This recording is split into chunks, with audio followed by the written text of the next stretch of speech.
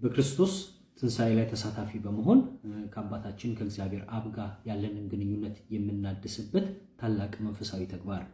ስለዚህ ጾማችን ምን መምሰል አለበት የሚለውን ለመረዳት ኢየሱስ ክርስቶስ በምድረ በዳ በዲያብሎስ የተፈተናቸውን ፈተናዎች ላይ ማስተንተን ያስፈልጋል። ይህንንም ለመረዳት የአዳምና የሔዋንን ታሪክ ማወቅ ያስፈልጋል። ዘፍጥረት ምዕራፍ 3 ቁጥር 6 ላይ የተጻፈውን ቃል በደንብ ልናስተነትንበት ይገባል። እንደዚህ ይላል፣ ለመብላት ያማረ እንደሆነ ለዓይን የሚያስጎመጅ ጥበብን ለማግኘትም የሚመኙት እንደሆነ አየች።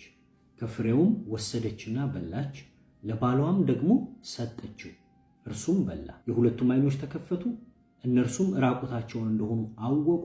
ስለዚህ የበለሶችን ቅጠል ሰፍተው በማገልደም እርቃናቸውን ሸፈኑ እያለ ይነግረናል። ይህ እንግዲህ ከመውደቃቸው በፊት ያንን ፍሬ ከመብላታቸው በፊት ያለውን ሁኔታ ነው የሚያሳየው።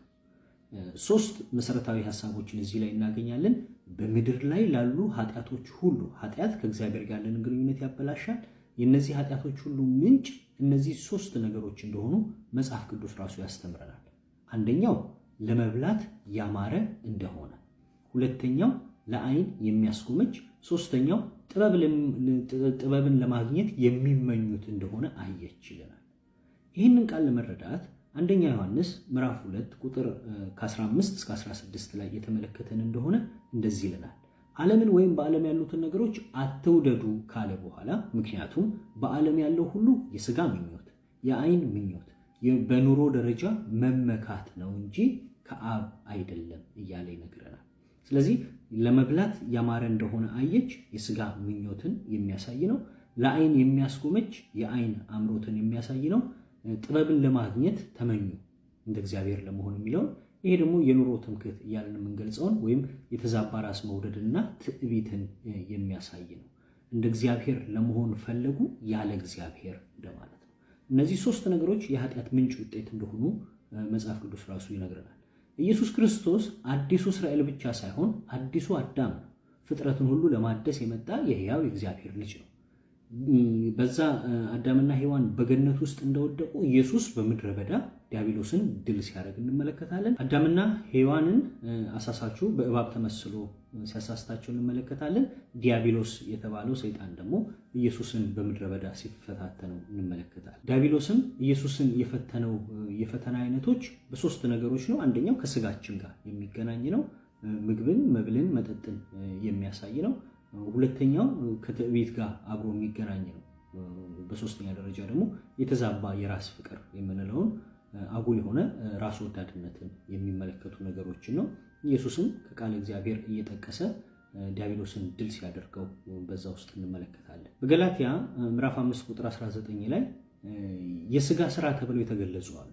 እነዚህ የሥጋ ሥራ ተብለው የተገለጹት ዝሙት፣ ርኩሰት፣ መዳራት፣ ጣዖት ማምለክ፣ አስማት፣ ጠላትነት፣ ጠብ፣ ቅንዓት፣ ቁጣ፣ አድመኝነት፣ መለያየት፣ መናፍቅነት፣ ምቀኝነት፣ መግደል፣ ስካር፣ መሶልሶል ወይም ደግሞ ቅጥ ያጣ ፈንጠዝያ እያልን የምንተረጉመው እነዚህን የሚመስሉ ናቸው እያለ ይናገራል። በዚህ በዐቢይ ጾም ጊዜ ውስጥ የምንጾምበት አንዱ ምክንያት ስጋችንን ለማሸነፍ ነው። ስለዚህ የስጋ ሐሳብና የስጋ ምኞታችንን መግደልና በዚህ በጾም ወቅት ይህንን ድል ስናደርግ በኋላ በትንሣኤ በተለወጠ ማንነት እንነሳለን።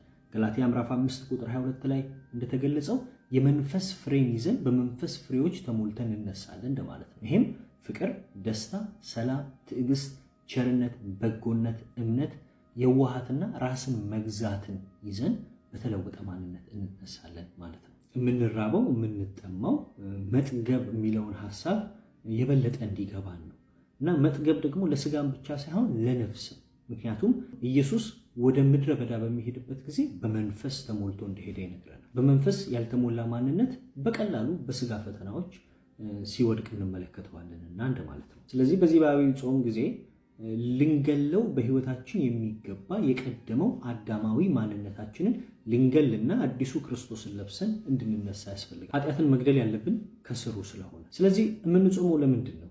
ከእግዚአብሔር አባታችን ጋር ያለንን ግንኙነት ለማደስ ነው።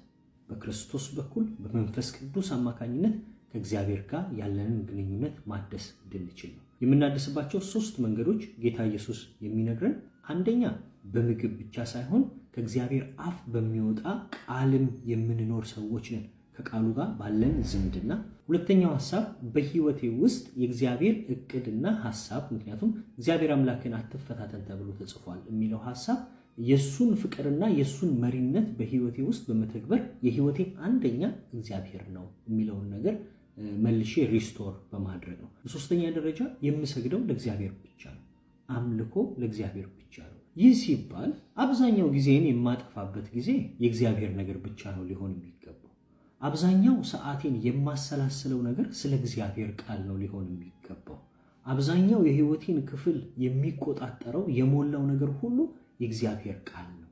ለእግዚአብሔር ቃል ትንሽ ነገር እየሰጠው ለሌላው የህይወት ክፍሌ ብዙ ነገር የምሰጥ ከሆነ ከአምልኮ የተናነሰ ነገር ስላልሆነ የህይወቴ ትኩረትና ሙላት እግዚአብሔር አንተ ነህ፣ አንተን ብቻ እንዳመልክና እንድሰግድ ጌታ ኢየሱስ አስተምሮኛልና በሚል ሐሳብ በጸሎት ልንዘጋጅ ይገባል። ከምንም በላይ ደግሞ ጾም፣ ጸሎትና ምጽዋት እነዚህ ሶስቱን ሐሳቦችን መያዝ ያስፈልጋል። ጾም የስጋችንን ምኞት የምናሸንፍበት ነው። ጸሎት ትዕቢታችንን ቀንሰን የእግዚአብሔርን ታላቅነት የምናጎላበት ነው።